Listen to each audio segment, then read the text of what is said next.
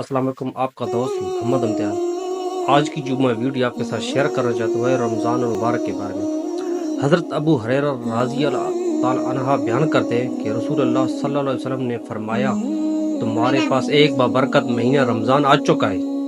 अल्लाह ताला ने तुम पर इस महीने के रोज़े फ़र्ज कर दिए हैं। उसमें आसमान के दरवाजे खोल दिए जाते हैं, जहन्नम के दरवाजे बंद कर दिए जाते हैं और सरकश शयातीन को भेड़ियाँ पहना दी जाती हैं।